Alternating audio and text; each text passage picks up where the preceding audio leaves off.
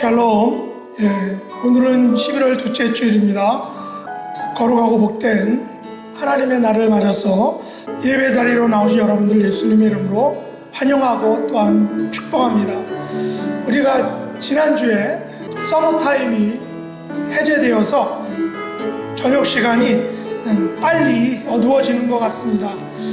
날씨도 갑자기 추워졌는데 건강에 유의하시기 바랍니다. 이 시간 우리를 변함없이 사랑하시는 하나님 앞에 경배와 또한 찬양으로 나아가서 영광 돌리기 원합니다. 예배를 통해서 우리 아버지께서 주시는 그런 샬롬의 축복을 누리는 그런 복된 시간이 될 수 있기를 간절히 원합니다.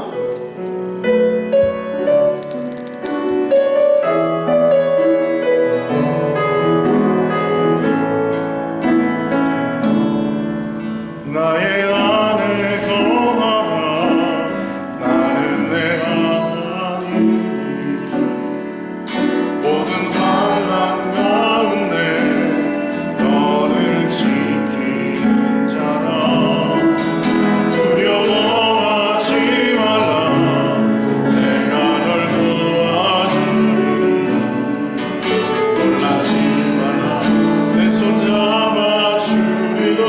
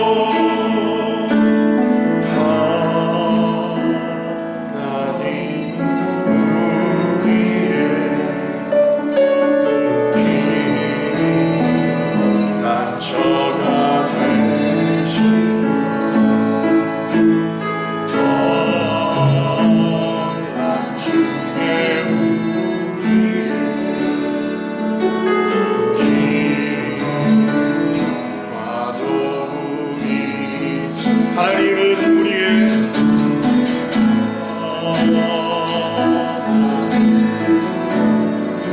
피난처가 되시며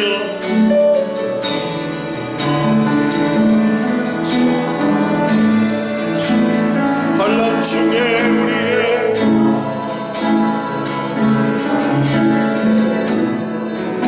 힘과 도움이시다.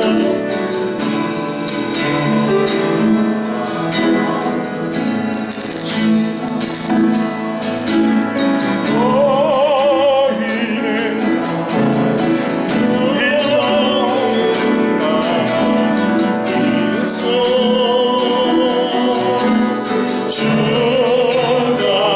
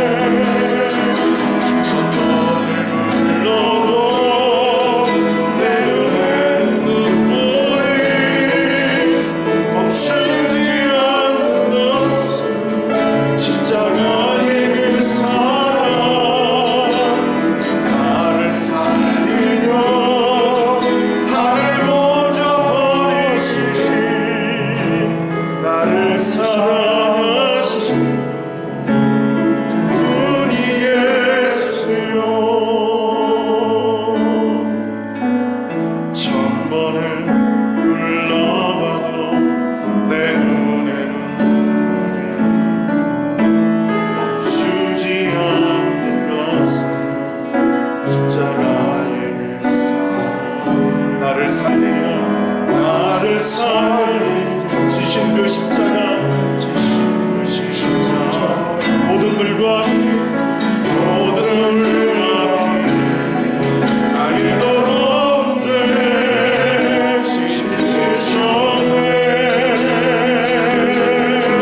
나를 향한 일사 생명을 내어 주사 영원한 생명을 내게 주심을 감사하게 천번을 불러도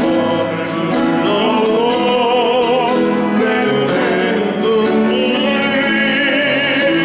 멈추지 않는 것을 십자가의 그 사랑 나를 살리려 하늘 보좌 버리시고 나를 사랑하신 분 그분이 예수 나를 사랑하신 분 나를 사랑하신 분 그분이 예수요.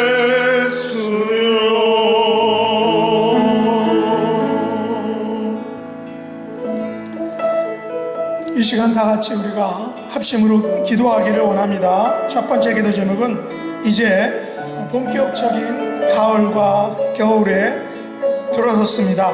이제 다음 주일은 추수 감사주일입니다. 지난 1년을 우리 하나님께서 지켜주시고 인도해 주신 것을 감사드리고 감사가 넘치는 가을, 감사가 넘치는 그런 절기가 될 수 있도록 우리 개인과 가정과 교회와 또 나라와 민족 가운데 베풀어 주신 그런 하나님의 놀라운 은혜들을 감사하는 그런 절기가 되게 해달라고 우리가 합심으로 기도하고, 이제 두 번째는 이제 얼마 전에 미국 대통령 선거가 마쳤지만 혼란을 빚고 있습니다. 우리 하나님께서 이 나라를 평강으로 안정으로 이끌어 달라고, 또 우리가 계속해서 지나고 있는 이 코로나 하나님께서 속히 물리쳐 주셔서 일상으로 돌아갈 수 있는 놀라운 은혜를 베풀어 달라고 우리가 다 같이 한 목소리로 합심으로 기도하겠습니다.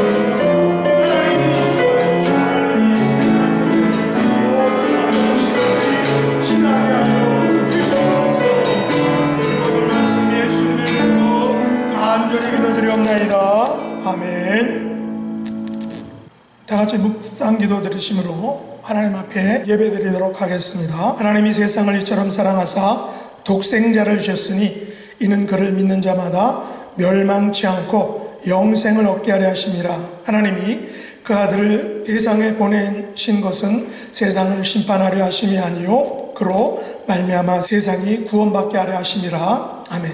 하나님 아버지, 저희들 11월 둘째 주일을 맞아 하나님의 존전으로 저희들을 인도해 준 것을 감사를 드립니다.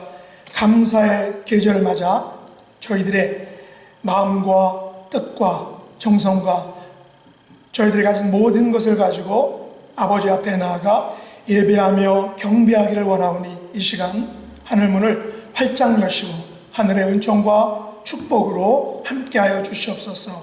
예수님의 이름으로 간절히 기도드리옵나이다. 아멘.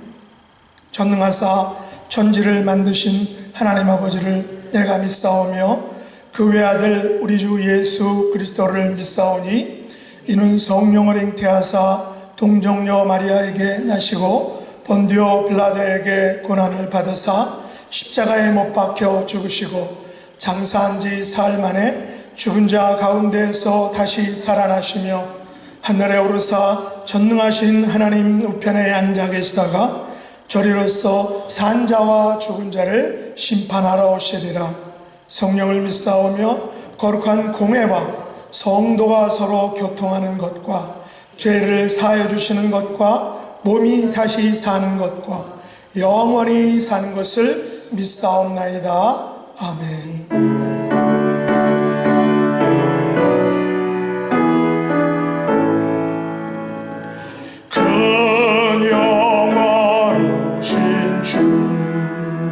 이곳에 오셔서 이 모인 자들로 주 백성 삼으사 그 중에 항상 계시고 그 중에 항상 계시고 큰 영광 나타내 이 백성 기도와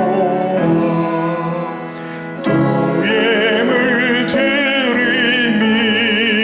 향내와 같으니 곧 받으옵소서.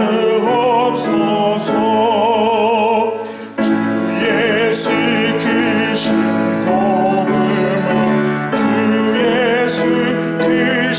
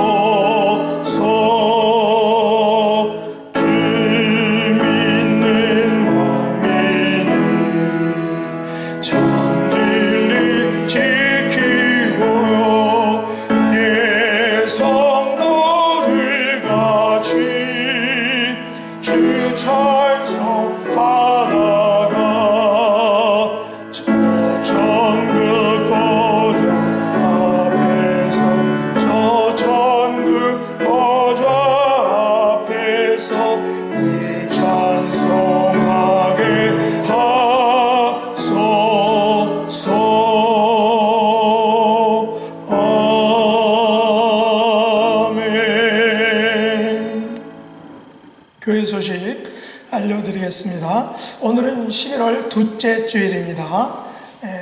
이제 지난 주일 저희가 가족 찬양제를 했는데 많은 분들이 오시지는 못했지만 그래도 그 찬양제에 같이 참석해 주신 분께 감사드립니다. 이제 다음 주일 15일은 2020년 추수 감사 주일입니다. 아버지께서 우리에게 베풀어 주신 그런 은혜들을 감사드리는 그런 귀한 절기가 되기를 원합니다. 22일 주일에 저희가 제2회 새생명 축제를 하길 원하는데, 코로나로 인해서 지난해처럼 할 수는 없지만 저희가 새생명 축제라는 것은 우리가 믿지 않는 분들을 주님께로 인도하기 위해서 하는 그런 전도 행사인데, 많은 분들을 우리가 하나님 앞으로 인도할 수 있는 그런 전도의 기회로 삼을 수 있기를 원합니다. 그래서 11월 한 달 동안 우리가 한 분씩 혹은 한 가정을 우리 하나님께로 인도할 수 있는 그런 귀한 계기가 될 수 있기를 원합니다. 온라인 예배 단체 카톡방 또 교회 홈페이지에 올려져 있습니다. 많은 분들 온라인 예배를 통해서 하나님께 예배 드리시고, 또 주변에 있는 분들에게 이 온라인 예배에 같이 동참할 수 있도록 또 알려주시기를 바랍니다. 우리 교회 연약하신 분들을 위해서 계속해서 기도해 주셔서 이분들이 하나님의 은혜로 강건해질 수 있기를 원합니다. 이번 주 성경 새벽기도 본문은 로마서 4장부터 8장이고, 수요 성경 공부는 창세기 21장입니다. 다 같이 동참해 주시기를 바랍니다. 기도드리겠습니다. 하나님 아버지, 오늘 12월 둘째 주일을 맞을 수 있게 해주신 것을 감사를 드립니다. 감사의 달 11월을 맞아 당신의 사랑하는 자녀들이 예배 자리로 나왔사오니 하늘 문을 여시고 하늘의 은총과 축복으로 함께 해주시기를 간절히 간구합니다. 지난 한 해 동안 개인과 가정과 교회와 또한 국가에 베풀어 주신 놀라운 하나님의 은혜들을 감사하며 감격하고 기리는 그런 복된 감사 계절 다 될 수 있도록 은혜 베풀어 주시기 원합니다. 지난 한 주간 또한 지난 한 달을 돌아볼 때 저희들이 하나님 앞에 온전히 살지 못하였음을 회개하오니 은총을 베풀어 주시고 용서해 주시고 자비를 베풀어 주셔서 저희들이 하나님 앞에 온전히 나가지 못함에도 불구하고 저희들을 받아주시고 감싸주시고 또 저희들을 계속해서 아버지의 자녀로 남게 해주신 것을 감사합니다. 간절히 원하옵기는 하나님의 그 변함없으신 사랑 가운데로 들어가는, 깊숙이 들어가는 저희들이 다 될 수 있도록 은총을 베풀어 주시기 원합니다. 다른 사람들의 아픔과 연약함들을 저희들이 헤아릴 줄 아는 그런 성숙한 성도가 될 수 있도록 은총을 베풀어 주옵소서. 또한 이곳에 믿음의 공동체를 세워주신 것을 감사합니다.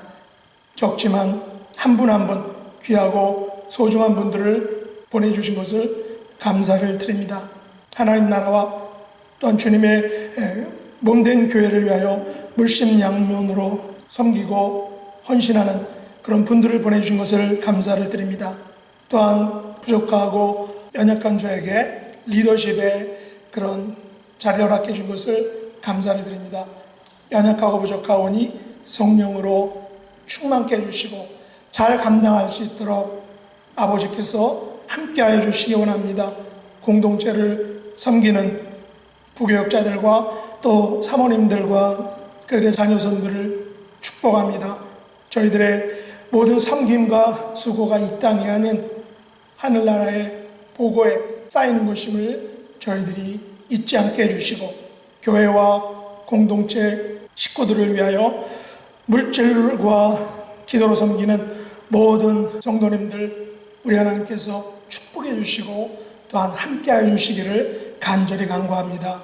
큰 교회에서 이제 편안하고 쉽게 믿음 생활 하지 않고 참으로 작은 교회에서 열심으로 섬기는 많은 사역자들 또 하나님의 백성들을 긍휼히 여겨주시고 그들의 마음과 또한 섬김과 뜻을 받아주시며 하늘의 것들로 뽀개 주시고 또한 함께 해주시기를 간절히 간구합니다. 또 연약한 몸을 가지고도 교회와 성도를 섬기는 분들 아버지께서 긍휼히 여겨주시고 참으로 이 모든 분들의 수고와 섬김과 봉사와 헌신을 통해서 세워지는 아름다운 주님의 교회가 될 수 있도록 은총 베풀어 주시기 원합니다.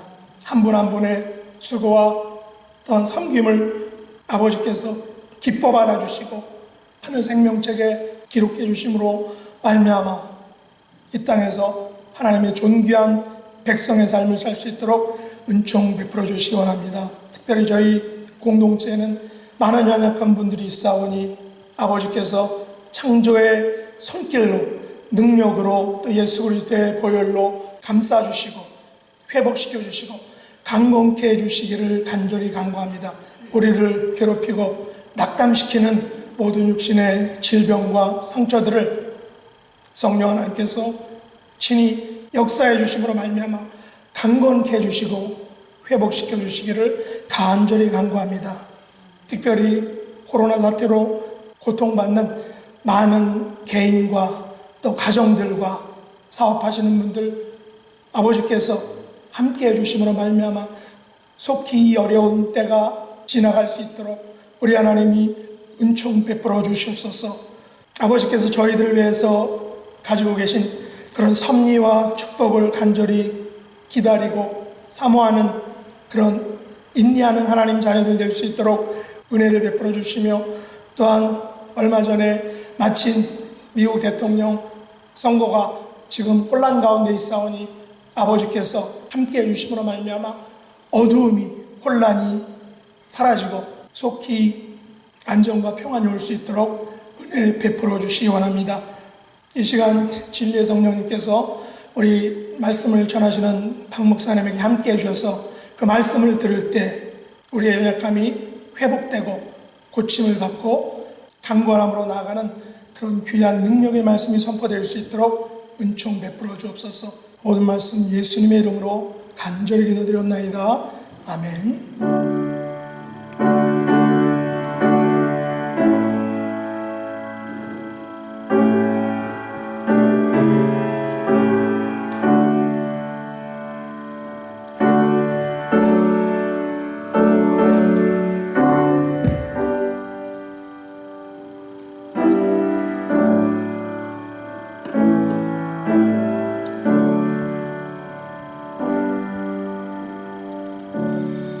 오늘 들려주신 하나님의 말씀은 요나서 1장 1절로 3절 말씀입니다. 요나서 1장 1절로 3절 말씀 잔잔한 목소리로 같이 합독하도록 하겠습니다. 여호와의 말씀이 아미떼 아들 요나에게 임하니라 이르시되 너는 일어나 저 큰 성읍 니느웨로 가서 그것을 향하여 외치라. 그 악독이 내 앞에 상달되었음이니라 하시니라. 그러나 요나가 여호와의 얼굴을 피하려고 일어나 다시스로 도망하려 하여 욥바로 내려갔더니 마침 다시스로 가는 배를 만난지라. 여호와의 얼굴을 피하여 그들과 함께 다시스로 가려고 뱃삭을 주고 배에 올랐더라. 아멘.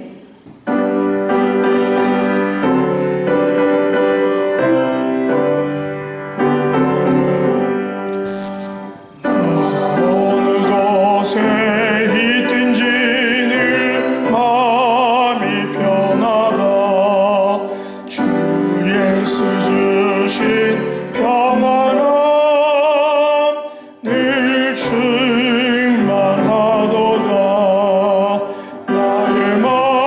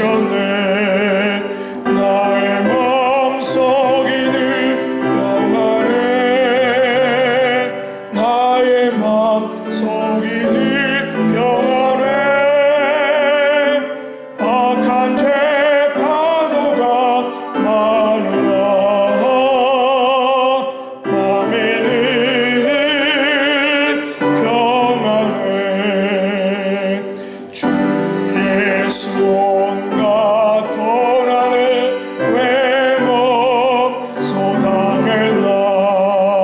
주 함께 고난 받으면 멸류관 얻겠네.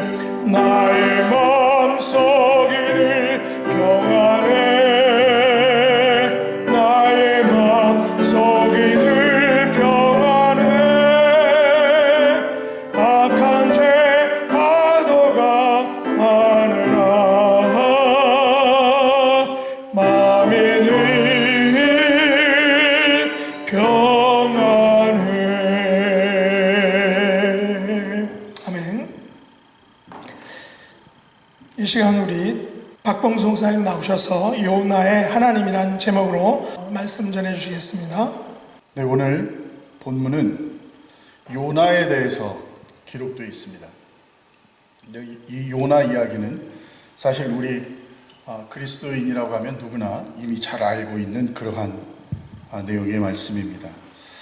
하나님께서 이 요나라고 하는 선지자에게 니느웨로 가서 말씀을 전하라고 명령을 하십니다.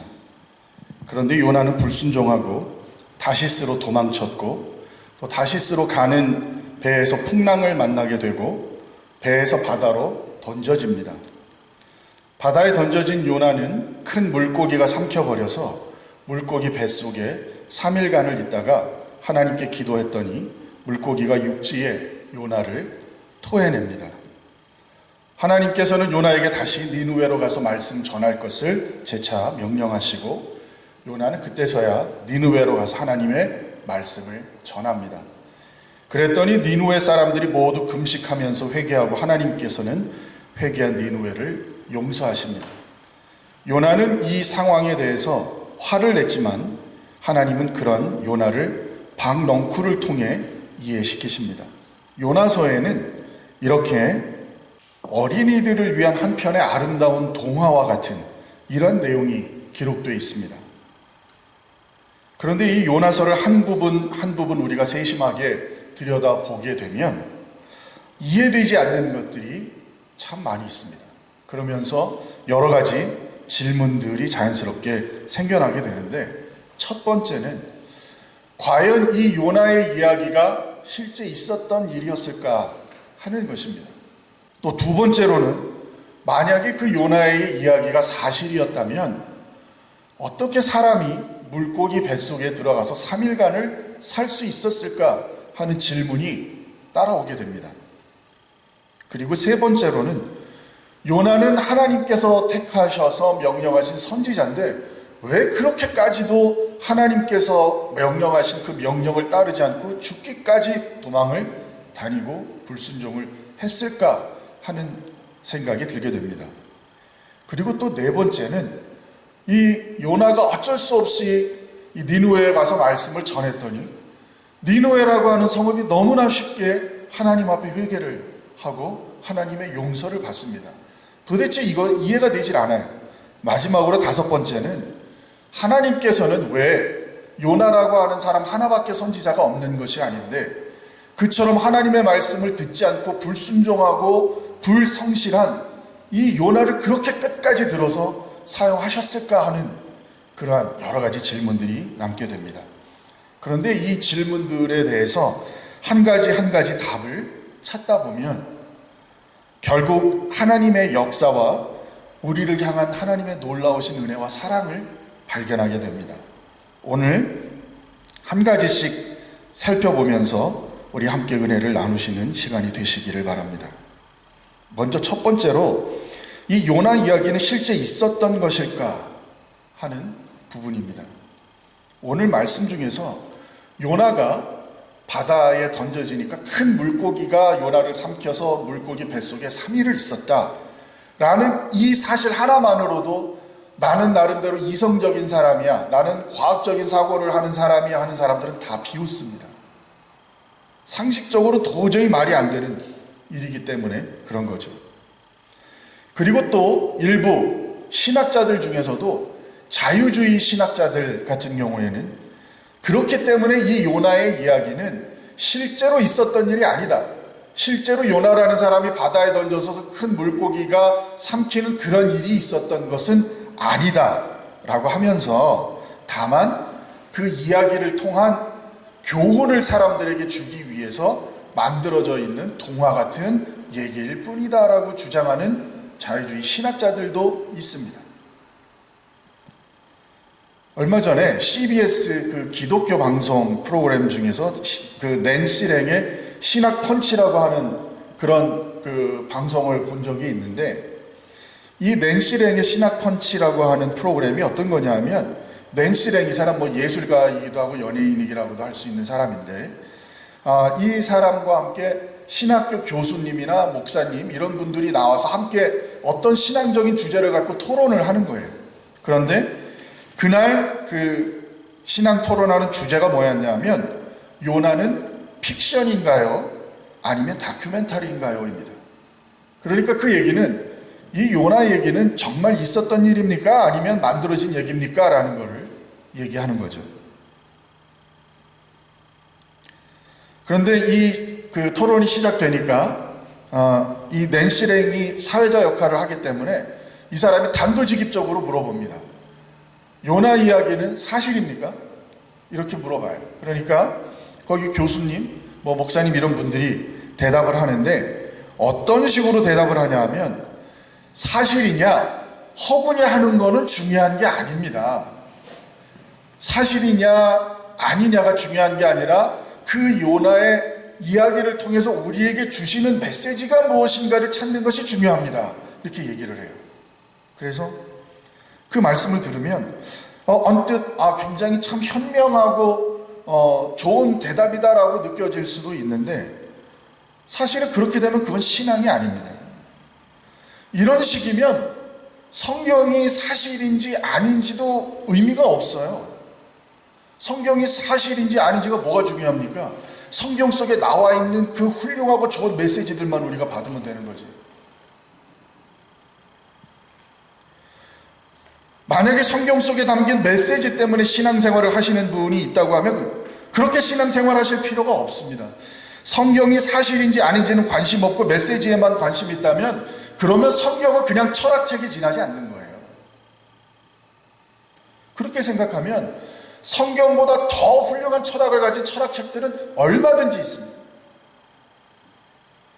삶에 도움이 되고 나를 발전시키는 그런 훌륭한 메시지들, 좋은 강연들은 인터넷에 차고 넘쳐요. 굳이 주일날 와서 이 예배 자리에 나와서 설교 드릴 필요가 없습니다. 목사님들 설교보다 더 강의 잘하는 좋은 주제 갖고 강의하는 사람들 얼마든지 있어요. 우리가 성경을 믿는 것은 성경에 기록되어 있는 모든 것이 다 사실이고 하나님의 약속이고 하나님의 말씀이라고 믿기 때문에 우리가 성경을 믿고 있는 것입니다.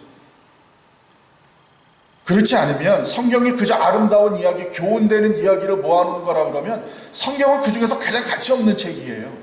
성경에 정말 우리가 상상도 못할 만큼 추하고 더럽고 민망한 얘기들이 얼마나 많습니까? 얼마나 많아요. 그런데 성경이 그렇게 기록된 것은 그것이 실제로 우리가 살아온 역사이기 때문에 그런 내용까지도 성경에는 기록되어 있는 것입니다. 물론 이 성경에서 비유나 상징적인 이런 표현이 사용된 경우 물론 많이 있습니다. 그렇지만 성경에서 이런 비유나 이런 상징적인 의미, 이런 것들이 사용될 때는 분명히 전체 문맥을 통해서 그것이 상징이나 비유라고 하는 것을 밝히고 있습니다. 그러니까 우리가 성경을 읽어보면 이것이 비유나 상징적인 얘기라면 우리가 그것을 알 수 있도록 분명하게 써져 있다라는 그러한 말씀입니다. 요나는 실존 인물이고 기원전 760년경에 북이스라엘에서 활동했던 선지자입니다. 이스라엘 하나님 여호와께서 그중 가데멜의 야미떼의 아들 선지자 요나로 하신 말씀과 같이 열왕기하 14장 25절에 기록되어 있는 말씀입니다. 그리고 예수님께서 뭐라고 말씀하셨냐면 마태복음 12장 41절에 니느웨 사람들이 요나의 전도를 듣고 회개하였다라고 하는 말씀을 예수님께서 하셨고, 또 40절에는 요나가 밤낮 사흘을 큰 물고기 뱃속에 있었던 것 같이 인자도 밤낮 사흘을 땅속에 있으리라 예수님께서 이렇게 말씀을 하셨습니다. 요나의 이야기는 허구에 교훈을 주기 위해 만들어진 얘기가 아니라 실제로 있었던 일이라 하는 말씀입니다. 그러면 이 요나 이야기가 사실이라면 우리 많은 이성적인 사람들, 과학적인 사고를 하는 사람들이 지금 비난하는 것처럼 어떻게 사람이 큰 물고기 뱃속에 들어가서 3일을 살 수 있느냐 하는 부분에 대한 질문이 따라오게 됩니다. 사실 성경에는 큰 물고기라고만 나와 있지 그 부분에 고래라는 표현은 없습니다. 그런데 우리가 많이 그 큰 물고기가 고래라고 알고 있어요. 그것은 우리가 알고 있는 가장 큰 물고기가 고래이기 때문에 그렇습니다. 그래서 우리는 요나가 고래 뱃속에 있었던 것이 아닌가 생각을 합니다. 지금도 인터넷에 제임스 바틀리라고 하는 사람의 이름을 검색하면 수없이 많은 기사와 칼럼과 논쟁거리들이 나옵니다. 이 사람이 누구냐 하면 현대판 요나라고 불리는 사람입니다. 1891년에 Star of the East라고 하는 포경선이 있는데 그 포경선 선장 캡틴 킬람이라고 하는 이 선장이 포클랜드 섬 근처에서 이 포경선을 가지고 고래를 잡고 있었습니다. 그런데 이 고래가 작사를 맞고 나서 막 몸부림치고 하는 과정에서 물결이 크게 일어나고 하니까 그 과정에서 포경선에서 일하던 사람 중에 한 사람이 물에 빠졌는데 그 사람이 바로 제임스 바틀리라고 하는 사람이었습니다. 그렇게 해서 물에 빠져서 실종이 돼버렸어요. 그런데 그 다음날 이 포경선이 잡은 고래를 갖다 놓고 그 고래의 배를 갈랐더니 그 고래 뱃속에서 제임스 바틀리가 살아있는 채로 발견이 됐습니다. 그리고 이 바틀리는 고래의 위 안에서 살아있었고 고래의 뱃속에 하루 동안 있는 동안에 그 위액 같은 데에 노출이 돼서 바틀리의 얼굴, 목, 손 이런 부분들이 창백할 정도로 흰색으로 탈색이 됐다고 합니다. 그렇지만 그럼에도 그 시간만 동안을 죽지 않고 살아있었고 그 배에서 고래 뱃속에서 나오게 되니까 다시 회복돼서 나중에 선원의 일을 다시 했다고 합니다. 이 이야기가 1892년 10월에 영자신문인 Great Yarmouth Mercury라고 하는 곳에 처음으로 보도된 다음에 많은 신문 방송에 이 내용이 같이 실렸고 1924년에 출판된 그 프란시스 폭스라고 하는 사람이 지은 책에 63 Years of Engineering, Scientific and Social Work라고 하는 책에도 기록이 됐습니다. 이 고래의 윗속에는 항상 공기가 어느 정도 들어있다고 합니다. 그리고 특히 고래의 머리 부분 쪽에는 이 공기를 저장하는 큰 장소가 있는데 이 고래가 어떤 물체를 입에 넣었다가 삼키기에 너무 크면 이 공기 저장소로 들어가서 그 안에 있다가 나중에 뱉어내는 경우들이 있다고 합니다. 그리고 고래 중에서도 아주 큰 고래의 경우에는 이 공기 저장소가 이 성인 3-4사람이 들어가서 누울 수 있을 정도의 크기까지 크다고 합니다. 물론 이런 이론만 가지고 요나가 물고기 뱃속에서 3일간 살아있었다라고 하는 것을 증명할 수는 없습니다. 그렇지만 저는 이 사실이 믿기지 않는 게 사실 저는 더 신기합니다. 저는 사실 제 손가락이 움직이는 게 너무 신기해요. 가끔 혼자 앉아서 그런 생각을 많이 합니다. 제가 머릿속으로 생각하면서 엄지야 움직여라 하면 움직여요. 검지가 움직여라 하면 움직여. 이 내 몸 안의 신경과 이게 내 뇌와 연결되어 있기 때문에 그렇겠죠. 이렇게 움직여요. 그리고 이렇게 말을 하는 게 너무 신기해요. 제 머릿속에 있는 게 제 입을 통해 가지고 이게 음성, 소리가 돼서 전달이 되고 그걸 듣는 분들이 알아듣잖아요. 그런데 우리가 입을 가만히 보면 입 안에 별게 없어요. 이가 있고 혀가 있어요. 그런데 이 입이라고 하는 입의 움직임과 혀의 움직임을 통해서 이렇게 수없이 많은 소리와 음절들이 만들어져서 나갈 수가 있습니다. 이게 얼마나 놀라운지 모르겠어요. 우리가 악기 하나를 보면 뭐 트럼펫이라든지 뭐 색소폰이라든지 클라리넷이라든지 이런 악기들 보면 한 가지 음색만 내는 그 악기지만 그 음을 내기 위하고 수없이 많은 키들이 존재해요. 그런데 우리 지금 입은 그런 특별한 키나 뭐 이런 것들도 없는데 단지 입 모양과 혀 움직임을 따라서 이렇게 많은 소리들을 낸다라는 것이 참 신기한 일입니다. 그런데 이 놀라운 이 입뿐만 아니라 손뿐만 아니라 우리 인체를 생각해 보면 정말 놀라운 것 투성이에요. 그런데 이 놀라운 사람이 어떻게 만들어지는지는 더 신비롭습니다.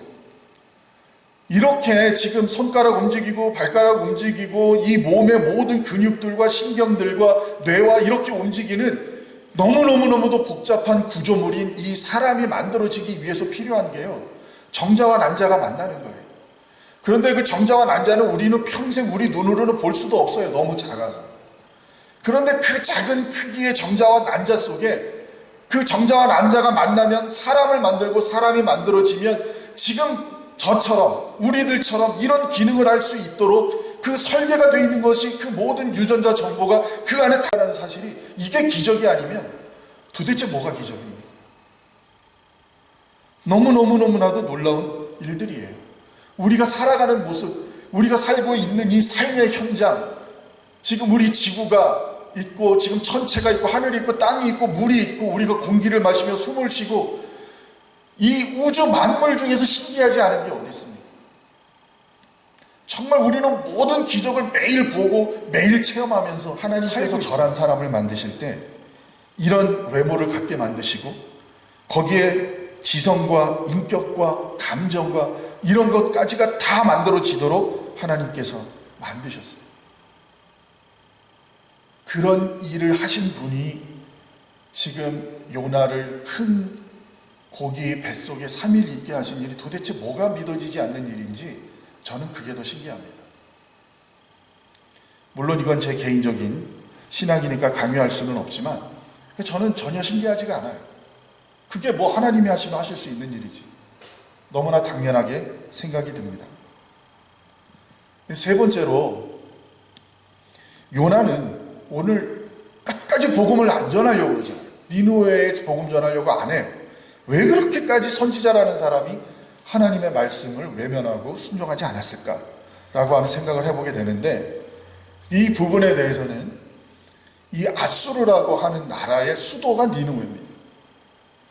그 지금 니느웨, 아수르, 지금 그리고 북이스라엘 이 나라들과의 관계를 생각하면 우리가 이해할 수 있는데, 사실 우리나라와 일본과의 관계와 굉장히 비슷해요. 그래서 그 당시 아수르는 이 북이스라엘을 멸망시킨 나라입니다. 아수르에 의해서 멸망시킨 그 나라의 수도가 니느웨예요. 그런데 우리가 잘 알고 있는 것처럼 일본 사람들이 우리 조상들에게 얼마나 못된 짓을 많이 했습니까? 그런데 이 아수르 사람들이 이스라엘 사람들에게 한 거에 비하면 너무 착한 사람들이에요. 일본 사람들은. 그만큼 이 아수르는 공포 정치를 했습니다. 무서워서 벌벌 떨면서 자기를 따를 수밖에 없게. 그래서 이 아수르의 정치 지도자들은 그런 사람들을 포갑하고 고문하는 것을 즐기고 자랑스러워했어요. 이 사람들이 그 식민지 사람들, 그러니까 이런 이스라엘처럼 자기네 전쟁에 진 이런 사람들을, 포로들을 몇천 명을 한꺼번에 끌어내놓고 그 사람들의 살 가죽을 싹 다 벗깁니다. 산채로 불에 태워 죽이고요, 산채로 살 가죽을 벗겨서 가죽 벗긴 거를 쭉 늘어놔요. 그리고 그 죽인 사람들은 나무 장대에 꽂아서 온 도시에다가 다 걸어놓습니다. 그리고 심심하면 그냥 이 식민지 사람들 팔다리 사지를 다 잘라버리고 눈을 뽑고, 지금 제가 이렇게 드리는 이 잔인한 말씀이 그나마 제가 재단에서 드릴 수 있는 말씀이고, 그보다 더 잔인한 짓들을 수없이 많이 한 사람들이 아수르 사람들이에요. 그렇기 때문에 사실은 이 요나의 입장에서는 이 아수르 사람들 정말 이가 갈렸을 거예요. 그런데 이 요나가 기뻐하게 된 사실이 뭡니까? 하나님께서 이 악하고 악한 백성 아수르, 그 아수르의 그 수도인 니느웨를 멸망시키겠다 하나님이 작정하신 거예요. 그 기쁜 소식을 받았는데, 그런데 하나님께서 그 니느웨로 가서 복음을 전해라. 니들이 이렇게 됐으니 죽기 전에 회개하라. 라고 하는 소식을 전하라고 요나를 가라고 하니까 가기 싫은 거예요. 요나는. 저 잔인한 저 인간들이 하나님 앞에 징계를 받고 징벌을 받아서 다 멸망해 죽기를 바라는데 그들을 구원하라는 사명을 내게 주셔서 하나님이 가라고 하니까 요나는 가기가 싫었던 것입니다.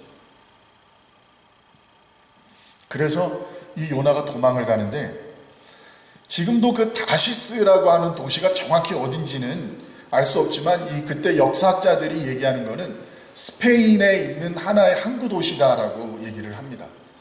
그리고 니누에는 지금 시리아와 터키 그 지방 그쪽 근처, 지금의 이라크 쪽에 있는 곳이 그 니누에라고 하는데, 그러면 그 거리 감각이 저희가 없으니까 지금 저희가 살고 있는 LA를 비춰서 생각해 보면은요, 니누에를 가라 한 거는 뭐 여기 LA에서 라스베가스 정도 가라 하는 정도예요. 며칠 걸어서 갈 수 있는 거리.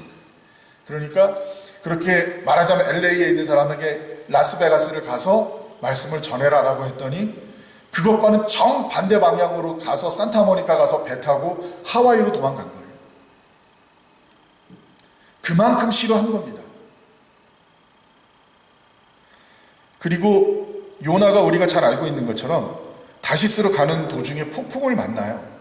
그래서 왜 이런 폭풍이 왔는지 그 우리 내용들을 잘 알잖아요. 그래서 결국은 제비 뽑아서 이게 요나 때문이라는 걸 알게 되고, 그러니까 요나가 뭐라고 얘기합니까? 12절에 담대하게 얘기하죠. 그가 대답하되 나를 들어 바다에 던지라.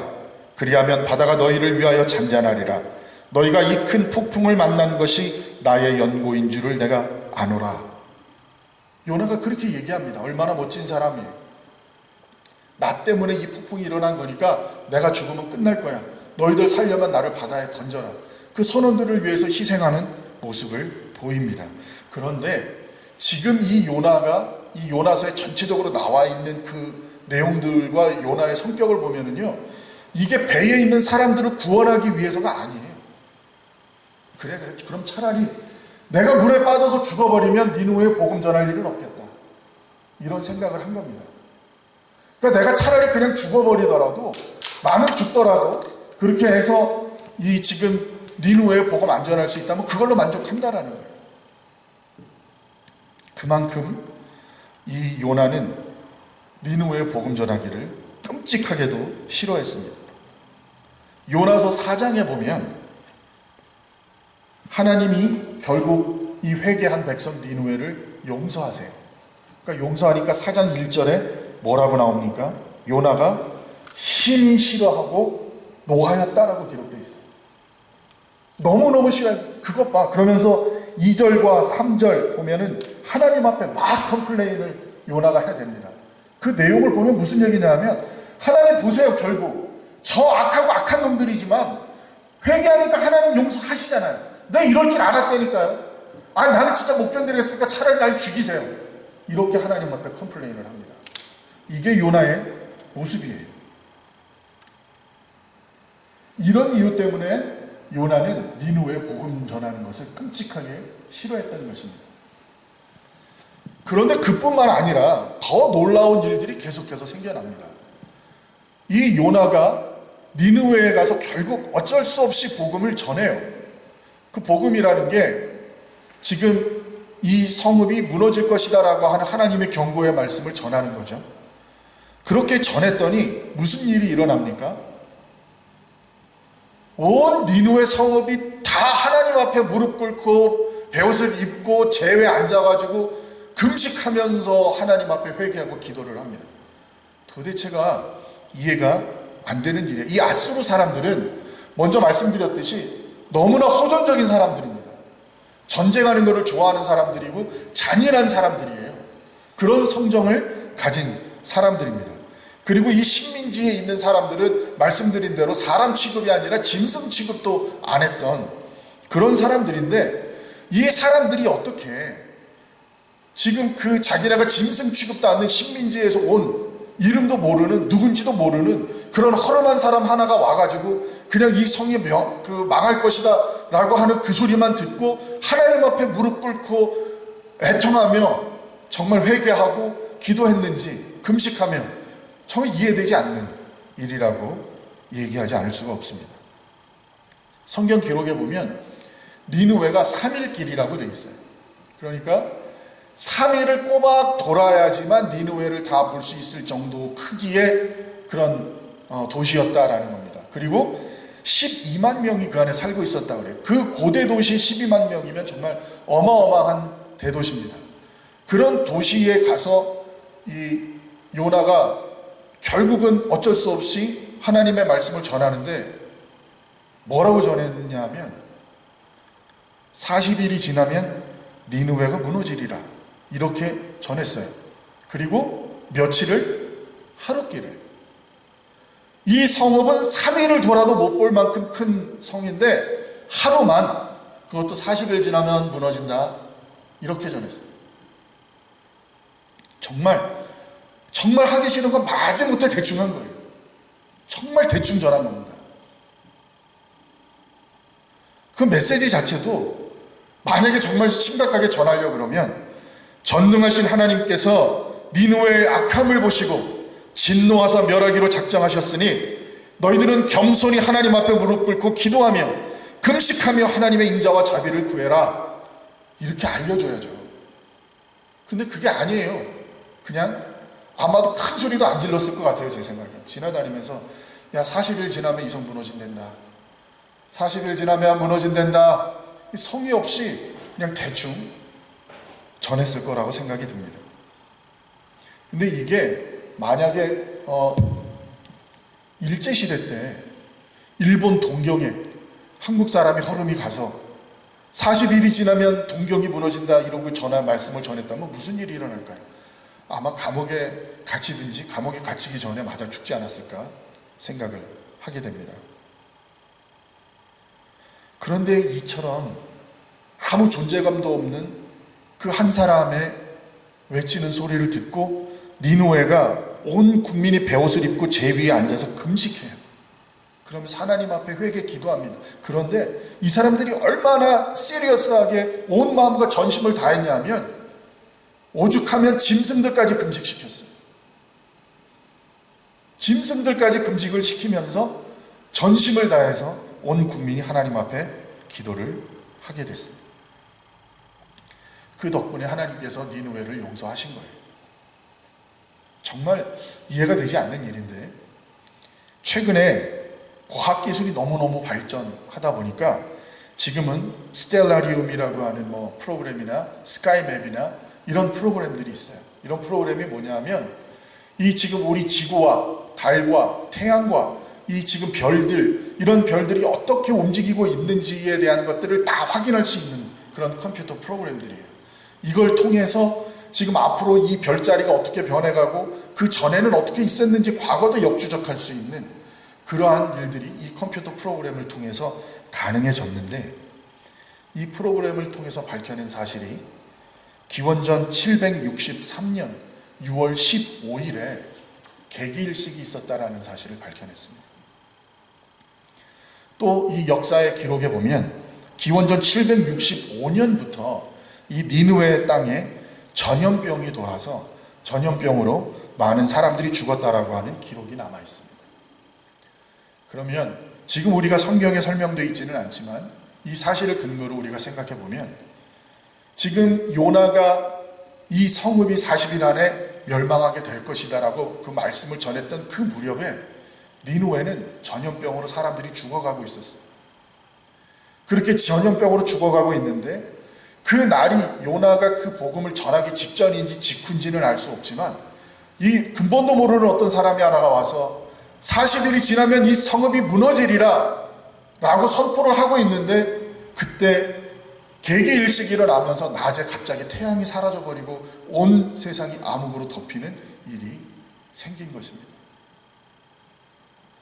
그 고대 사람들이 일식이 어떤 것인지 과학적인 지식이 없는 사람들이 그 태양이 갑자기 하늘에서 사라진다라는 것은 이건 온 지구가 멸망하는 것과 같은 그런 불길한 징조로 해석할 수밖에 없었을 것입니다. 아마도 그래서 지금 유추할 수 있는 것은 이런 시기적인 것을 인해서 지금 그렇게 전염병으로 사람이 죽어가고 있는 가운데 태양이 없어지고 암흑이 오는 그런 가운데에서 이 성읍이 40일이면 무너지리라 하고 전해진 그 말씀은 그 사람들에게 굉장히 크고 무겁게 받아들여지지 않았을까 하는 생각을 해보게 됩니다. 물론 이런 이유로 그 니느웨가 회개했는지는 알 수 없습니다. 이건 다만 그 이후에 있던 사건들로 저희가 생각해 볼 수 있는 부분입니다. 그리고 마지막으로 하나님께서는 왜 굳이 이렇게 불순종하고 불성실한 이 요나를 꼭 사용하셔야만 하셨을까라고 하는 생각을 해보게 됩니다. 그동안 살펴본 것만 해도 요나의 성격이 보통 아니죠. 성경에 나오는 어떤 선지자를 보더라도 이 요나처럼 대차게 하나님께 대든 사람이 없습니다. 요나가 다시스로 도망할 때 보면은요, 배에 들어갔잖아요. 폭풍이 일어납니다. 폭풍이 일어나서 어떻게 됐냐면 선원들이 난리가 났어요. 배의 무게를 조금이라도 가볍게 하기 위해서 짐을 갖다가 막 갖다 버립니다. 이제 그 안에 얼마나 비싸고 뭐 이런 게 들어있는 게 문제가 아니에요. 사람이 죽고 사는 문제가 생겼으니까 배의 무게를 가볍게 하기 위해서 안에 있는 짐을 막 갖다가 버리고 있는 이 난리가 났는데 요나는 잤대요. 깊은 잠을 잤다고 성경에 기록되어 있습니다. 무슨 배짱인지 모르겠어요. 지금 하나님을 대면해서 하나님의 명령을 직접 듣고 그 하나님의 말씀하신 거에서 도망가고 있는 사람이 풍랑 가운데서 잠자고 있는 거예요.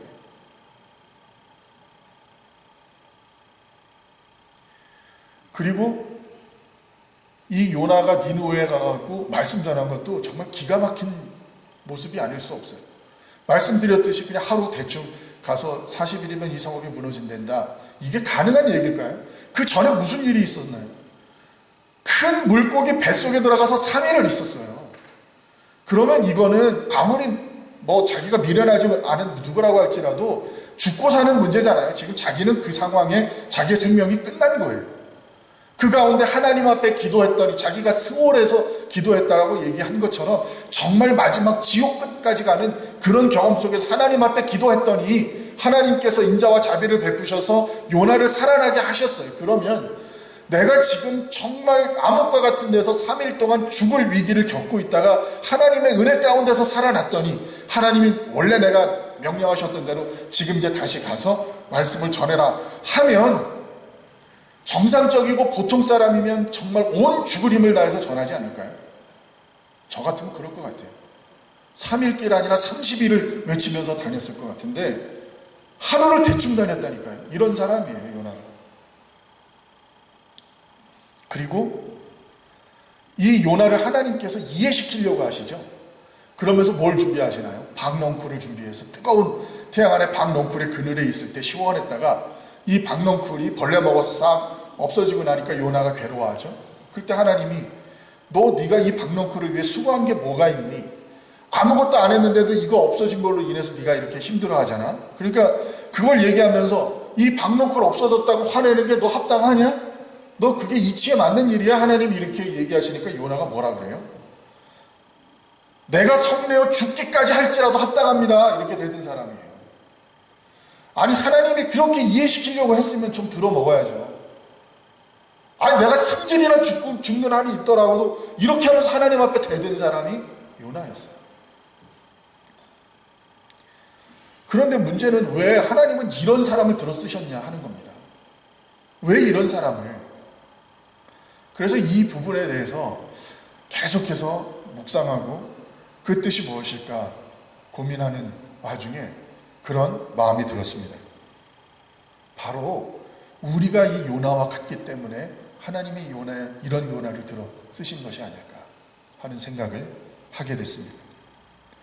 요나가 언제 하나님 앞에 기도합니까? 참 기가 막혀요. 이 모습도 보면. 요나가 하나님 앞에 기도한 그때는요, 하나님의 낯을 피해서 다시스로 도망가기 위해서 어디로 갑니까? 욥바로 내려갔다라고 성경이 기록되어 있어요. 욥바로 내려갑니다. 그리고 다시스로 가는 배를 타서 어디로 가죠? 배 맨 밑층으로 내려가요. 그리고 배 맨 밑층으로 내려갔다가 나중에는 바다에 던져지죠. 그래서 어떻게 돼요? 바다 밑으로 내려갑니다. 바다 밑으로 내려갔더니 그 다음에 큰 물고기가 삼켜서 그 다음에 그 물고기의 뱃속으로 내려가요.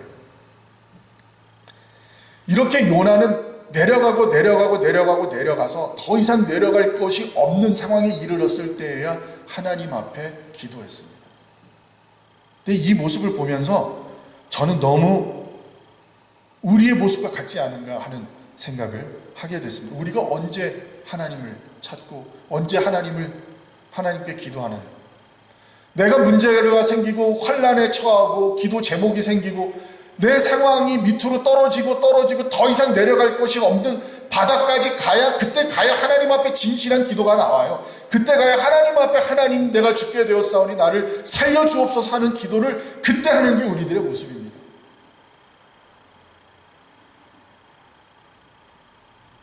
오늘 니느웨의 구원은 어떻게 이루어졌습니까? 사실 이 니느웨가 구원받기 위해서 요나가 한 게 뭐가 있죠? 아무것도 없어요. 가서 대충 말씀 전한 것밖에 없습니다. 그런데 니느웨가 우리가 알고 있는 것처럼 온 백성이 다 회개했잖아요. 하나님이 미리 다 준비하신 거예요. 하나님이 모든 역사의 준비를 다 이뤄놓으시고 요나에게 너는 가서 그냥 말씀만 전해라 이렇게 말씀하셨던 것입니다. 오늘 하나님께서 우리에게도 계획하고 이루시려고 하는 역사가 있는데 왜 이루어지지를 않습니까? 하나님께서는 이미 모든 준비를 해 놓으셨습니다. 그리고 우리에게 말씀하시고 명령하십니다. 내가 내게 명하는 이 일만 너는 하라 그렇게 말씀하시는데 그런데 그 일이 이루어지질 않아요. 왜 안 이루어지죠? 우리가 하지 않기 때문입니다. 그 하나님의 명령을 듣지 않기 때문이에요. 우리는 왜 그 하나님의 명령을 따르지 않습니까?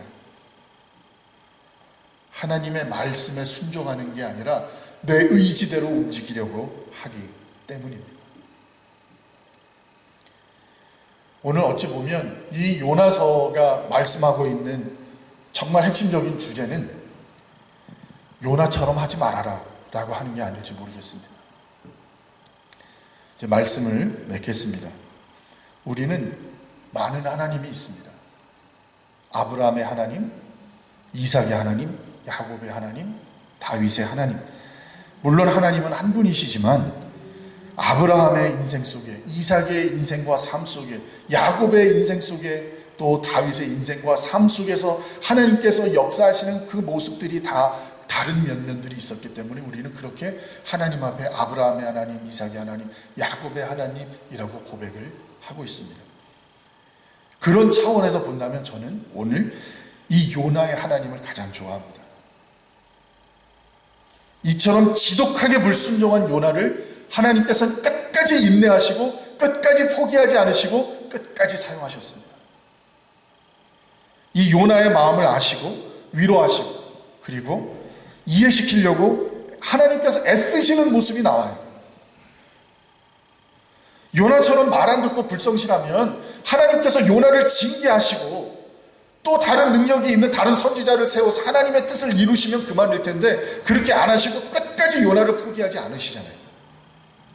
그리고 방넝쿨을 준비해서 요나에게 하나님께서 그 백성들 니느웨를 어떻게 사랑하시는지에 대한 것을 이해시키시는 모습을 우리가 볼 수가 있습니다. 왜 이런 일들이 가능할까요? 이유는 간단합니다. 하나님께서 요나를 사랑하셨기 때문입니다. 하나님께서는 좌우를 분변치 못하는 자가 12만 명이나 있는 니느웨도 사랑하셨지만 그 전에 요나도 하나님께서는 사랑하셨습니다. 하나님은 왜 이런 요나를 사랑하셨을까요? 물론 오늘 요나를 우리가 살펴본 것처럼 요나가 불순종하고 성격도 거칠고 하나님 앞에 감히 대들기도 하고 그러는 사람이지만 오늘 요나의 모습을 보면 한 가지 분명한 것은 요나는 하나님을 잘 아는 사람이었어요. 그리고 오늘 본문을 통해서 정말 놀라운 것은 요나가 니느웨에 가서 복음을 전하라고 하는 사실을 너무너무 싫어했지만 또 한 가지는요, 전혀 두려워하지는 않았어요. 저는 이 문제가 굉장히 중요한 것 같습니다. 제가 그 생각을 해봐요. 하나님께서 제게 그런 명령을 말씀드린 것처럼 일제시대 때 제가 그런 것처럼 동경에 가서 일본 사람들이 지배하고 있는 일본의 심장부에 가서 일본의 지금 이 동경이 사실이면 멸망할 것이다 라고 하는 말씀을 전하라고 하는 사명을 받았다면 일본 사람이 미워서 싫고 좋고가 문제가 아니에요. 저는 그것보다 거기 가는 게 너무 무서울 것 같아요. 그렇잖아요. 내 생명을 주관할 수 있는 사람들이잖아요. 그 사람들은 정복자로서. 그런데 거기 가서 이 동경이 망할 것이다, 무너질 것이다 라는 그 말을 제가 전한다면 너는 어떻게 될까라고 하는 부분이 먼저 두려울 것 같아요. 근데 요나는 최소한 그런 부분에 대한 두려움은 전혀 없었어요. 그것은 아마도 요나가 그 니누에가 회개하고 하나님 앞에 용서받는 것은 싫어했지만 자기가 하나님의 복음을 들고 나가는 길에는 무슨 어려움과 환난과 역경이 있더라도 하나님이 함께 하실 것이라는 것을 믿고 나가는 사람이었다라고 하는 것을 알 수 있습니다. 그리고 우리가 처음에 나와 있는 말씀에 보면 1장 3절에 여호와의 낯을 피하려고라고 하는 이 말씀이 참 마음에 남았습니다. 여호와의 낯을 피하려고, 우리가 하나님의 낯을 피하려고, 하나님의 얼굴을 보지 않으려고 이런 거예요. 그런데 그래서 영어 성경에 보니까 from the presence of the Lord 이렇게 돼 있어요. 하나님의 임재 앞에서 떠났다라고 돼 있어요. 하나님의 낯을 피하여를. 그러니까 지금 그 얘기를 다르게 말하면 요나는 하나님과 얼굴을 맞댈 수 있는 사람이었다라는 얘기예요. 하나님과 얼굴을 맞대고 하나님의 임재를 경험하고 함께하는 사람이 요나였기 때문에 거기에서 하나님의 얼굴을 피하여서 도망갔다라는 거예요. 그런 측면에서 보면 이 요나는 기본적으로는 하나님에 대한 그런 믿음과 하나님에 대한 사랑과 하나님에 대한 함께하는 것이 이미 충만하게 있었던 사람이 아니었을까 하는 생각을 하게 됩니다. 우리 모두는 요나처럼 하나님 앞에 불순종하고 부끄러운 죄가 있는 그러한 사람들, 죄인들입니다. 그럼에도 오늘 이렇게 하나님 앞에 나와서 우리가 고개 숙이며 하나님을 예배하고 하나님을 찬양하고 하나님을 향한 사랑을 고백하는 우리 한 사람 한 사람을 하나님께서는 사랑하십니다. 요나를 사랑하셨던 것처럼 하나님께서는 우리 한 사람 한 사람을 사랑하십니다. 그리고 요나를 인내하셨던 것처럼 우리를 끝까지 인내하시면서 우리를 통해 하나님의 일을 이루십니다. 오늘 요나를 지켜주신 이 하나님의 사랑과 은혜가 저와 여러분 우리 모두의 삶 속에 충만하게 함께 하시기를 주님의 이름으로 축원합니다. 기도하겠습니다. 사랑의 하나님 감사합니다.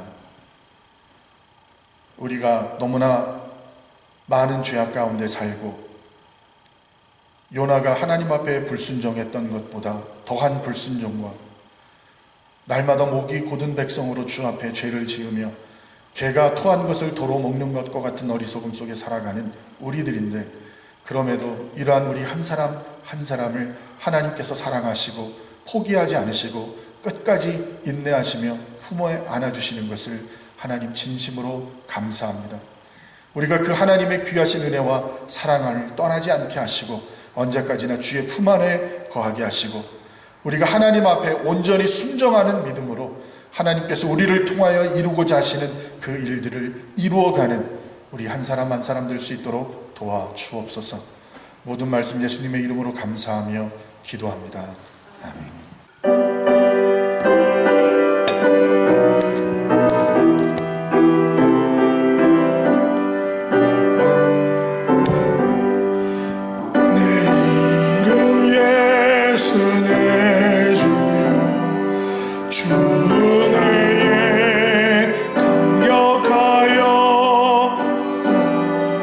감사 찬송 내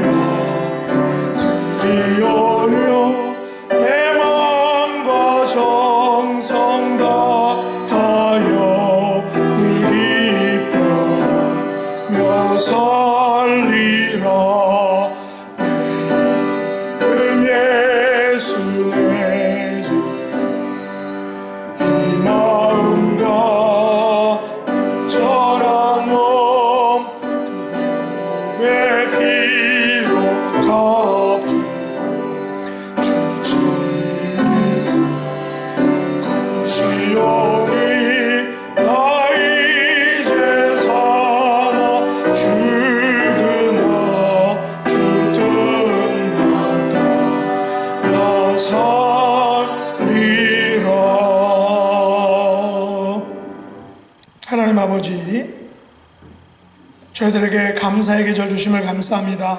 어느덧 한 해의 끝을 저희들이 달려가고 있습니다. 올해에는 코로나 사태로 인해 저희들의 마음과 몸이 가볍지 않았지만 아버지의 은혜로 지금까지 지낼 수 있도록 은총 베풀어 주신 것을 감사합니다. 수많은 사람들이 생명을 잃었고 또 많은 사업가들이 사업장을 잃었고 많은 사람들이 어려움과 환난 가운데 있습니다. 아버지 하나님께서 연약한 저희들에게 긍휼과 또 자비와 회복의 은혜를 베풀어 주시기 원합니다. 오직 아버지께서만이 이 어려운 시기를 지내게 하실 수 있는 그런 분임을 저희들이 고백합니다. 또 아버지 앞에 나올 때 열의 하나를 구별하여 드리고 또 감사와 소원과 또 마음을 올려드립니다. 하나님, 귀한 물질 드리는 손길들 위해 또 그 가정들이 하나님의 것으로 채워주시고 감사가 넘치는 복된 생애가 될 수 있도록 축복해 주옵소서. 예수님의 이름으로 간절히 기도드립니다. 아멘.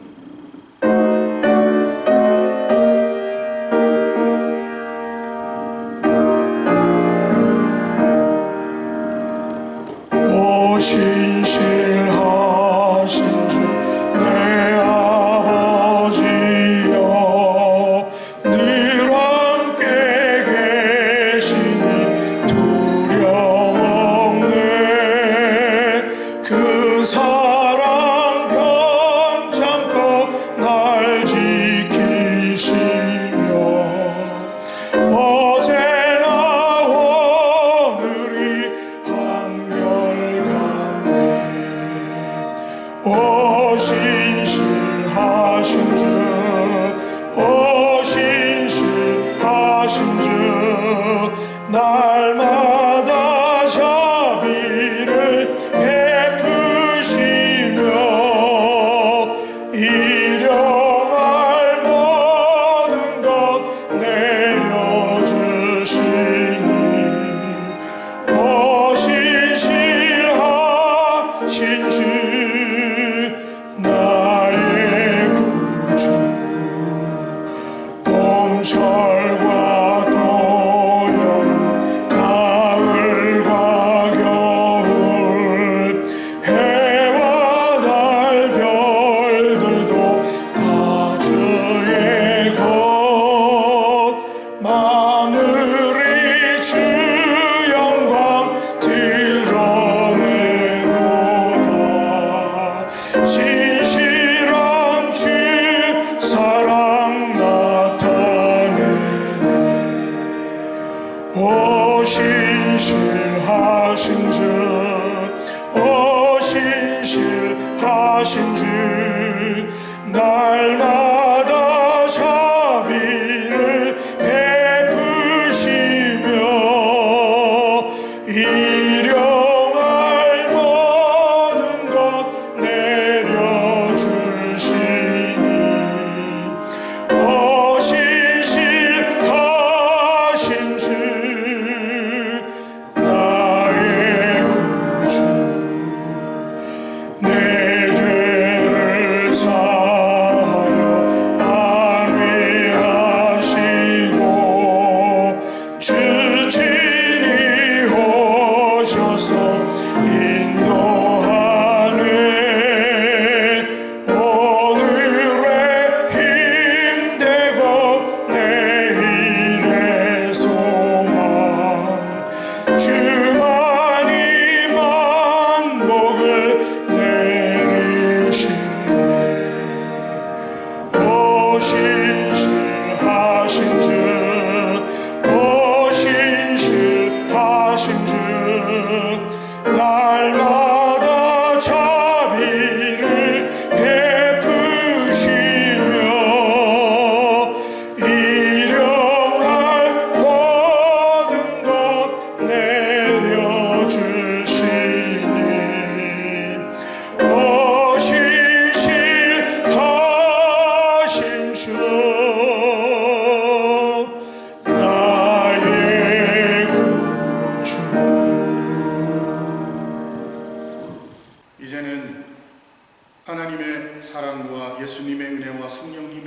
역사하심이 요나와 같이 불순종하고 죄악 가운데 살아가는 우리 한 사람 한 사람까지도 사랑하시는 그 하나님 앞에 감사하며 이제 하나님 말씀 따라 순종하며 주께 영광 돌리는 삶을 살아가기 다짐하는 우리 한 사람 한 사람 머리 위에 이제로부터 영원히 함께 하시기를 간절히 축원하옵나이다. 아멘.